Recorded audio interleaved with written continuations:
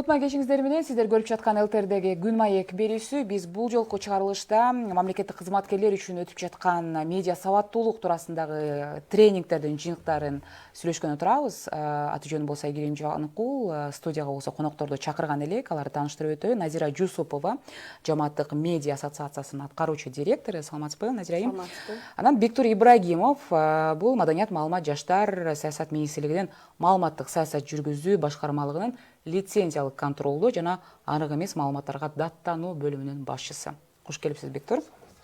Мен адегенде эле суроону Назира айым сизден баштайын. Биз медиа сабаттуулук деген жөнүндө мисалы кийинчерээк эле бул түшүнүк коомчулукта мындай жайылды окшойт. Себеби дегенде соңку учурларда жанагы интернеттеги алдамчылык, шылуундук, анан маалыматтарды талдаганды үйрөнүшүбүз керек деп атабыз да. Бирок аны үйрөнүш үчүн албетте анын механизмдери бар, анын сырлары бар дегендей. Адегенде түшүндүрүп берсеңиз, эмне үчүн медиа сабаттуулук бүгүнкү күндө актуалдуу болуп жатат да биз үчүн? Рахмат, чоң рахмат чакырганыңыздар үчүн. Кичинекей бир биздин көрөрмандарга түшүнүктүү болуш үчүн бир түшүндүрмөдөн башталып кетсем, медиа сабаттуулук компетенциясы деп атап келебиз азыркы учурда. Компетенттүү болуш керек. Эмнеге дегенде, мисалы үчүн жол эрежесин деле үйрөнүп биз анан автоунан айдоо үчүн атайын документ алабыз да. Ошондо жол эрежеси сакталып, жолдо эреже болот. Медиа маалымат тармагында деле ошондой. Эгерде адамдарда медиа сабаттуулук компетенциясы жок болсо, демек ал дагы ушундай жол эрежесин бузгандай эле оор кесепеттерге алып келет. Эмнеге? Бул маалыматтын так эместигин текшербей туруп таратканда, маалыматты так эместигин текшербей туруп ишенгенде, жана ошондой эле ошол чын же төгүн экенин билбей туруп өзү ишенгенде анын оор кесепеттери келип чыгат. Бул финансылык жактан, моралдык жактан, психологиялык жактан, материалдык жактан дагы. Ошондуктан азыр ошол медиа компетенттүү болуш азыркы замандын эң биринчи мындай талап болуп жатат да, үйрөнүшүбүз керек баардыгыбыз. Анан биз маалымат доорунда жашап атабыз азыркы учурда. Мурдакыдай биз маалымат азыр баардык адамдар маалымат таратышат. Ошондуктан биз ошол баардык таратылган маалыматты чын, төгүн экени кайсы критерийлер менен аныктай алышыбыз керек. Ошолорду үйрөнүшүбүз керек.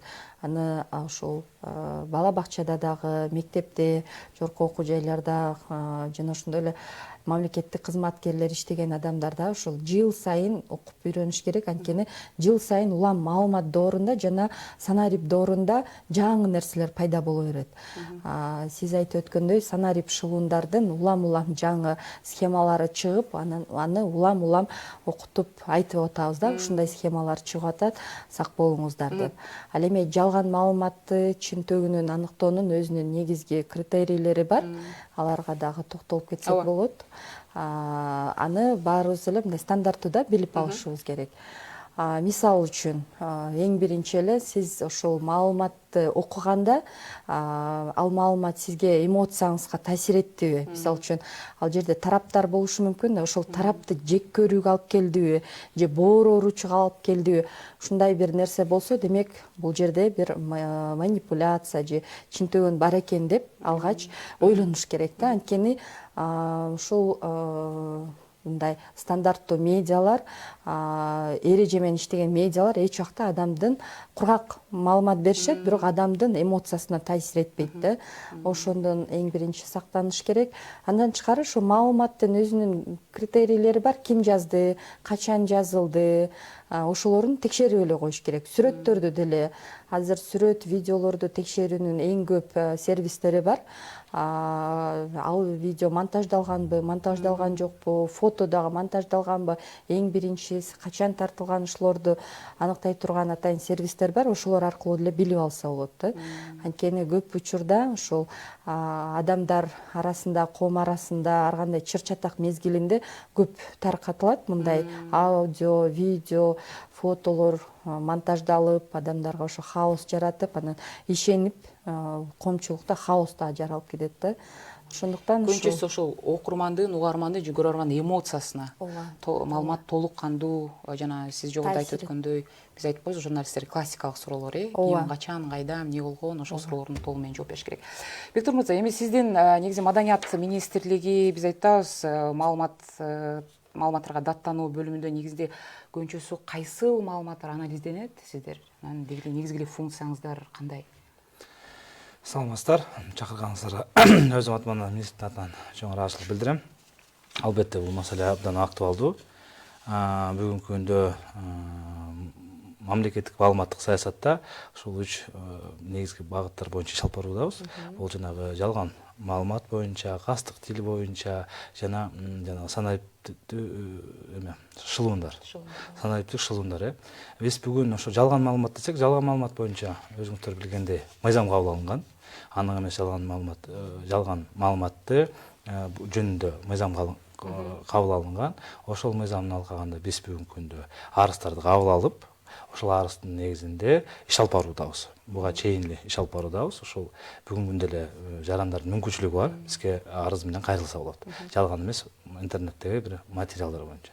Жакында эле ал боюнча дагы мыйзам кабыл алынды. Өзүңүздөр билесиздер. Клевета, оскорбление, жалаа жабуу жана мазактоо боюнча да мыйзам кабыл алынды. Ал жоопкерчилик каралган да, жана бузуулар кодексине өзгөртүүлөр киргизилип, физикалык жактарга айыппул каралган, юридикалык жактарга да айыппул каралган. Ушул багытта биз бүгүнкү күндө жалпысынан иш алып баруудабыз. Соңку ошол сиздер иш алып барып аткан жанагы арыздар боюнча токтолсок, бир-эки мисал айта кетсеңиз, кайсыл маселени сиздер баягы өтөсүнө чыгып мисалы сиздерге бул отчеттук периодто эле айтайын, биринчи квартал боюнча бир 2 кейсти бизге пример кылып кетейин. Мисалы НТРК боюнча бизге арыз менен кайрылган. Анткени интернетте НТРКнын сайтын зеркальный кылып мошенниктер ошондой эле сайт ачып алышкан дагы өз маалыматын НТРК аркылуу берип аткандай болгон да.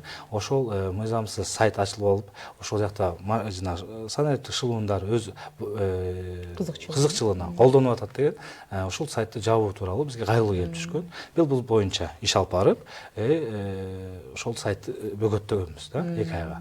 Андан тышкары дагы РСК банкы дагы ушундай эле бир кайрылуу менен келген адамдарга жанагындай бир сайттар аркылуу шилтемелер келгенде ошо РСКдан деп келип атыптыр деп бизге кайрылуу келип түшкөн. Ошолор боюнча дагы биз иш алып бардык да. Жакшы. Сизге суроо, негизи маалыматтарды талдоо үчүн, мисалы эми албетте угарман, көрөрман, ошол интернеттен сөз айткандай маалыматтарды окуп атканда көбүн эсе биз эми ошол ЖМК жазып аткан маалымат, кимге таандык, мамлекеттикпи же жекеби, ошолорунан бери биз көңүл бурушубуз керекпи бул медиа сабаттуулуктун алкагында деле? Ошол маалыматты окуп жаткан көрөрман же угарман эң биринчи ошо маалыматтын авторун билиши керек деп эсептейбиз. Эмне себептен ошол авторго кайрылуу керек. Кандайдыр бир суроолору болушу мүмкүн, же болбосо төгүндөшү мүмкүн, ал маалымат туура эмес деп. Ошондуктан сөзсүз түрдө ал маалыматка кайрыла турган же байланыш телефондор авторлору болушу керек. Демек, бул ишенимдүү булак деп эсептейбиз. Азыркы учурда көп маалымат булактары бар, автору же белгисиз, же кайрыла турган жери жок, же кимге таандык экени белгисиз. Бул демек күмөн булак деп эсептейбиз да. Демек, мындай булактарды окуганга убакыт кетирүүнүн кажети жок. Эгерде ал мындай кайтарым байланышы жок болуп, кандайдыр эл менен ортосунда байланыш болбосо, демек булардын максаты башка. Булардын максаты же ошол өзүнүн платформасынын көрүүсүн көбөйтүү, келген адамдарды жөн эле көрүүсүн көбөйтүү керек болду. Кандайдыр бир маселени чечүү эмес, кандайдыр бир пайда алып келүү эмес, өзүнүн негизги кызыкчылыгы бар. Ошон үчүн эгерде адам байкаса, ал жерде эч кандай байланышы жок, ээси жок, автору жок болсо, демек күмөн жараткан маалымат булактары деп аны маалымат булактарындагы биз фильтрлегиле деп атайбыз. Азыр баардыгы социалдык тармактарды колдонушат. Бир эле булак эмес, 3-4 маалымат булагын окуңуздар, бирок жанагындай ишеничтүү критерийлерди эгер алар карманса, жана стандартка жооп берген суроолордун баардыгы камтылса, ишеним телефон чалуулар болсо, автору же ээси белгилүү болсо, демек ал ишенимдүү булактардын бири болот. Ошондуктан өзүңүздөрдүн маалымат булактарында 3-4 маалымат булагын гана ушул фильтрлеп окуңуздар деген кеңештерди беребиз да. Бектур мырза, негизи медиа сабаттуулук боюнча мен билишимче министрлик демилгелеген, ушул боюнча жанагындай тренинг, жыйындарды өткөрүү боюнча эмне себептен ушул демилге болду? Анан качан башталды бул боюнча жыйындар? Туура айтасың, бул маселе өтө актуалдуу. Чынында бул маселе актуалдуу болгон үчүн биздин министрлер кабинетинин 2025 жылдын планына кирген медиа сабаттуулук боюнча мамлекеттик кызматкерлерге окутуу жүргүзүү пландалган. Бул багытта министрлик жамааттык медиа менен интерньюз менен биргеликте ушул мамлекеттик кызматкерлерге ушул эле санариптик шылуундар боюнча, кастык тил боюнча, жалган маалыматтар кантип караш керек, кантип талдаш керек, кандай кылып мисалы маалыматты айтып атпайбы, бир булактан текшерип алыш керек, факт чекинг кылуу, ошол боюнча практикалык окутуулар жүргүздүк да биргеликте. Бүгүнкү күндө бул окутуулар бүгүнкү күндө аймактарда жүргүзүлдү, 7 областтык бөлүнүп, дагы буюрса улантылууда. Мамлекеттик кызматкерлер жөнүндө сиздер тренинг өткөрдүңүздөр да, негизи көнчөсү кайсыл нерселерди түшүндүрдүңүздөр, анан бизге дагы көтөрө келипсизби бул нерселерди? Ошол боюнча түшүндүрө кетсеңиздер. Айтып кетейин, бул маалымат компаниянын аталышы Текшердим деп аталат. Бир көргөзүп коеюн. Текшердим медиа сабаттуулуктун компаниясы Текшердим. Өзү айтып тургандай эле маалыматты текшериңиздер деген уран менен жүргүзүлөт. Анан бул иш-чарада эмне иштер аткарылды? Биз ошол буга чейин атайын анализ жүргүзүп көрсөк, көбүнчө ошол маалыматты кантип анализ жүргүзүш керек, анан санарип шылуундарга кабылган мамлекеттик органдарда иштеген адамдардын саны көп экени айтылды. Бирок алар эл арасына айтышпайт экен. Андай себептери бар, бирок эл арасына айтылбай, ар бир ошол экинчи жаран мамлекеттик кызматкерлер катышып кабылып жатканын айтышты да. Ошондуктан биз аймактарда барып негизги кастык тилин кантип тааныш керек, кайсы сөздөр кастык тилине кирет, жана ошондой эле санарип шылуундардын азыркы учурундагы схемалары, түркүн түрдүү схемалардын баардыгын көргөзүп, ошол кейстерди көргөзүп бердик. Жана ошондой эле медиа маалымат сабаттуулук, ошол сынчыл ой жүгүртүү деген эмне, кандай критерийлери бар, жана сиз айткандай эле маалыматты текшерүүнүн сервистери, анализдери, ошолордун баардыгын көргөзүп мамлекеттик кызматкерлерге. Анан мындай атайын инструмент бар, Media Map Check It KG деп аталат. Мына ушул сайтка кирип, өзү кабылган окуяны белгилеп койсо болот. Мисалы үчүн Баткен шаарында санарип шылуунга кабылган адам мага мисалы үчүн телефон чалып, байге уттуңуз деп айтышты деп өзүнүн окуясын жазып, анан сайтка каттап койсо, бул жерде эксперттер иштешет, эксперттер жооп беришет да. Ушул сайтты көргөздүк, анан көп арыздар келип түштү да. Көп экен. Эми булар мындай райондук, шаардык деңгээлде болушу мүмкүн, бирок азыркы учурда башка адамдардын атынан чалган шылуундарды көп айтышты. Биз ошол жолугушууларда мага мисалы үчүн тууганым чалды эле, акча сурап кайрылып, номерлери менен ушундай номерлер деп кайрылгандар көп болду да. Ушул скрин кылып, кайсы номерден чалышты, ошолордун баардыгын бул картага жөнөтүп атышты да. Ушундай азыркы учурда массалык түрдө тууганы же кесиптеши, кошунасы болуп чалгандар абдан көп экен. Бул ошол санарип шылуундардын телефонду бузуп кирип, анан СМС же болбосо чалууну жүргүзгөнгө ушундай эмеси болгонун айтышты. Жасалма акыл менен аудио үндөрдү дагы жөнөткөндөрүн айтышты да. Ошондуктан абдан абайлап, жакын адам да чалса дагы текшергиле деген сунуштарды айтып аттык. Андан тышкары жалган маалымат боюнча окуяларды айтып өтүштү. Мисалы үчүн айыл арасында бир адамга текшерилбей ушул жалган маалымат таратып, мындай аброюна шек келтирген учурлар болду деп. Бул адамдардын медиа сабаттуулугун ушу төмөндүгүнөн болуп атты да. Текшерилбей эле ошол бул адам бул ишти жасаган турбайбы, бул адам буга тиешеси бар турбайбы деп WhatsApp аркылуу эле жазып коюшат экен, ага ишенип калышат экен да. Ушундай нерселерди да болуп жатканын айтышты. Андан тышкары социалдык тармактарда туура эмес маалыматтарды жөнөтүп, мисалы үчүн кандайдыр бир жардам болуп атса, ушу жардам болуп атат, ошол жака баргыла, документ тапшыргыла деп ага ишенгендер көп экен. Демек адамдар текшербей эле ишенип, бирок ошо зыян тарткан учурларды айтып атышты да. Анан биз бул картаны дагы кеңейтебиз, улам толуктай беребиз. Бул картага кирип, кайсыл аймакта кандай кейстер болгонун карап, көрүп, билип алса болот. Негизи ал жакта аймактарда башталган турбайбы азырынчачы? Ал жакта кайсыл ошо акимияттын туурабы, айыл өкмөт башчыларынын кызматкерлери? Көбүнчө биз ошол шаарларда жүргүздүк. Мисалы үчүн Жети областтын борбор шаарларында. Анан ошол шаарларга жакын райондук акимияттардан, облустук администрациялардын кызматкерлери жана айыл өкмөттүн кызматкерлери дагы катышып атышты. Кээ бир аймактарда ушул 80-90 чейин жеткен учурлар болду.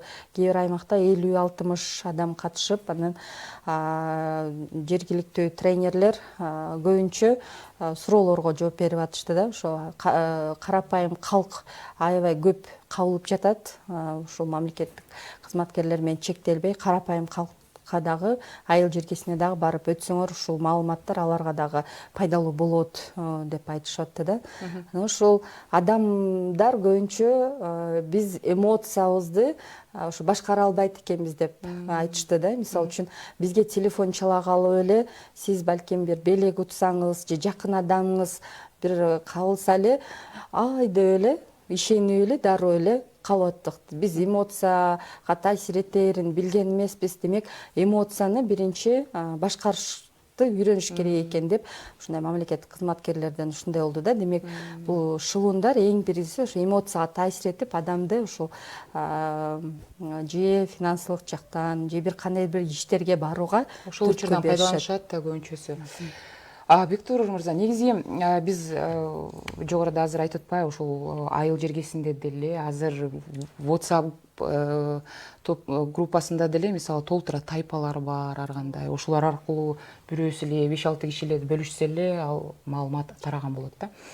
Биз эми ал жактагы маалымат болду. Эми негизи жана да Назира айым айтты, жанагы көрүүчү көбүрөөк көрүш үчүн дагы биз билебиз YouTube канал, башка каналдарда деле ошондой видеолор көп да, жанагы ошол элдин эмоциясын жаратууга атайын ошондой тема менен жазылгандарчы. Ошолорго карата деле сиздерге ошондой даттануулар, арыздар түшөбү? Ушул кезге чейин болду ошондой мисалдар? Мына көрүш керек, бул минтип коюптур деген сыяктуу жана тасмалар көп да. Бул албетте көбүнчөсү блогерлерге байланыштуу болот болуш керек. Жеке каналдар эмес, мамлекеттик же болбосо ошол эле катталган лицензиясы бар ЖМКлар эмес да. Биз бүгүнкү күндө негизинен жарандардын бизге арыздары келип түшөт. Келип түшүшү мүмкүн. Бирок мен айтып коюш керекмин, бул жерде баса белгилеп, бул жерде адамдын аброюна, ар намысына, кадыр баркына шек келе турган гана мындай айтканда арыздарды биз ушу карайбыз да. Биз негизи бул жакта ортодо бир мындай айтканда бир регулятор катары, бул жөнгө салуучу бир эме катарыбыз да, инструмент катары. Себеби мисалы ошол эле бир жаранды социалдык тармактарда туура эмес маалыматтар чыгып атат да, мисалы жалган маалыматтар чыгып аткан туура адам тууралуу. Ал ошол маалымат биринчи ошол адамга кайрылат. Анан ал адам балким реакция береби же бербейби, албайт же балким игнорировать этсе да, ошонун жыйынтыгын алып, ошонун жыйынтыгынан бизге даттанат да. Биз ошол материалдардын толуктугун карайбыз, тактыгын карабайбыз да. Анткени бул тактык маселеси кийин сотто эки тарап аркылуу чечилет.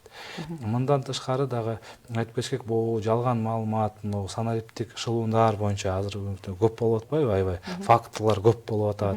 Мисалы биздин өзүмдүн эле жакындарыбыздан угуп атабыз, коллегаларыбыздан, кесиптештердин баарынан эле угуп атабыз да. Бүгүнкү күндө бул чоң бир маселеге айланып баратат да. Себеби интернет ушул жакта басым алып атпайбы. Анан мисалы жанагы эле жетекчилердин сүрөттөрүн алып алып, WhatsApp группалардан чалып атат, мисалы ушул номерге салып кой, акча сурап, мисалы. Буга бир туруштук берүү бүгүнкү күндө Найзарайым жакшы айтты, медиа сабаттуулукту күчөтүү гана жолу бар да. Бул ушул жолду бүгүнкү күндө көрүп атабыз. Анткени бул маселеге мурун биз ойлочук карапайым элдер кабыл алат деп. Мамлекеттик кызматкерлер деле абдан көп. Мамлекеттик кызматкерлер көп, саясатчылар көп, мисалы белгилүү адамдар ушуга туш болуп аткандар көп. Мисалы жакында эле бир кейс катары жана Кыргыз патенттин пресс-секретари, мисалы, ошол киши деле эми билими бар, ушул тармакта иштейт, бирок ушуга кабылып калды да. Ошондуктан бул маселеге актуалдуу, бул маселе күндөн күнгө мындай айтканда чоңоет. Ошондуктан баарыбыз ушул медиа сабаттуулук багытында иш алып барыш керекпиз деп. Жакшы. Назира, негизи фейк маалыматтын курмандыгы болбош үчүн эмнеге көңүл бурушубуз керек? Бектур мырза айткандай эле медиа сабаттуу болушу керек. Медиа сабаттоонун жана башында айтып кеткендей эле маалыматты алгач кайсы булактардан алып атат, ошону фильтрлеп алса, эң алгач ошол маалымат булагы буга чейинки кадыр баркын деле карап көрүш керек. Буга чейин жаңы ачылган жокпу, же болбосо буга чейинки жазган материалдары кандай, булактары. Бул бир гана медиа болбошу мүмкүн. Азыркы учурда жанагындай деле маалыматтар болушу мүмкүн. Тармактарда көп баракчалар бар эмеспи? Ошол кадыр баркын карап, эгерде күмөндүү жактар болсо, ошолорду өзүнүн платформасында фильтрлеп алышы керек да. Ошондо ал фейк маалыматтарга туш болуунун деңгээли азыраак болот. Бирок өзү балким окуп калса, курмандык болуп калса, сөзсүз түрдө күмөн санаганды үйрөнүш керек. Маалыматты окугандан кийин бул дароо эле чын же калп деп чечим чыгаруу дагы туура эмес. Алгач күмөн санаш керек. Ким жазып атат, эмне максатта жазып атат, эмнеге буну мен окудум, бир нече ошол күмөн саноонун суроолоруна жооп таап алганда гана ал туура жыйынтык чечим чыгарат. Эгерде ал суроолорго жооп жок болсо, демек ал маалыматтын чын экендигинен күмөн бар. Демек ошол биз стандарттуу эле суроолор, бул маалымат качан чыккан, ким чыгарган, эмне максатта чыгарган, мен кантип окуп калдым. Эгерде буга так жооптору бар болсо, ошол суроолорго ал чечим чыгара алат. Бул чын же жалган экенин. Андан тышкары азыркы учурда ошол маалыматтын чын төгүнүн иликтеген факт-чекерлер деп коет, же болбосо уюмдар деп коет, мындай инструменттер болот, ошолорго салып бир текшерип көрүшү керек да. Ошо биздики текшердим деп аталат, текшериш керек эң алгач. Эң жөнөкөй эле кеңеш текшериш керек маалыматты. Азыр аймактардан баштадык деп атабыз, эми бул Бишкекте да улантылат экен. Бирок негизи эле калың элге ушул медиа сабаттуулук боюнча жанагындай жыйындарды, тренингтерди өтүү боюнча эмне план болуп атат жакынкы аралыкта? Албетте бул долбоор убактысы канчага созулат, анан андан ары дагы кандай кадамдар жасалат да? Биз өзүбүздүн уюмубуздун атынан бир гана ошо азыркы учурда Маданият, маалымат жана жаштар саясаты министрлиги менен иштешип жатабыз. Бирок келечекте дагы биз билим берүү жана илим министрлиги менен да кызматташабыз. Биз негизги сунуштаганбыз бул сабактарды атайын ошо балдардын өзгөчөлүгүнө дагы карап, атайын сабактарды дагы үйрөтүшүбүз керек деп. Бул атайын бул жана предметтик сабак эмес, бул атайын бул көндүмдөр болушу керек да. Адам чын төгүндү, анализдөөнү үйрөнүшү керек да. Муну мектепке дагы киргизүү керек. Жана ошондой эле жана айтып кеткендей эле санарип доордо, санарип схемалар да көбөйгөндүктөн ар бир мекеме өзүнүн кызматкерлеринин коопсуздугун ойлосо, демек ошондой окутууларды дагы жүргүзүп турушу керек да. Санарип шылуундардан сактануунун жолдору. Анан биз бул жылы мамлекеттик органдарга ушундай маалымат кампаниясын жүргүзөбүз. Бул ар кандай форматта болушу мүмкүн, окутуу форматында, оюн форматында жана ошондой эле материалдарды көргөзүү. Анан ушул медиамап KG инструментине келген жана арыздарды дагы жыйынтыктап отчет берип турабыз да. Кыргызстан боюнча кандай кейстер болуп жатканы. Бул адамдар ыктыярдуу түрдө эле өздөрү жазышат. мен ушундайга кабылды же сиздерге деле кайрылса болот туурабы? Рахмат, урматтуу коноктор. Биз убактыбыз аяктап бара жатат. Назира Жусупбекова, жамааттык медиа ассоциациясынын аткаруучу директору биздин студияда болду. Ошондой эле Виктор Ибрагимов, маданият маалымат жана жаштар саясат министрлигине караштуу маалыматтык саясатты жүргүзүү, башкармалар лицензиялык контролдоо жана анык эмес маалыматтарды даттануу бөлүмүнүн башчысы. Аты жөнүм болсо Айгерим Жаныкул. Кайрадан эфир аркылуу амандашканча саламатта калыңыздар.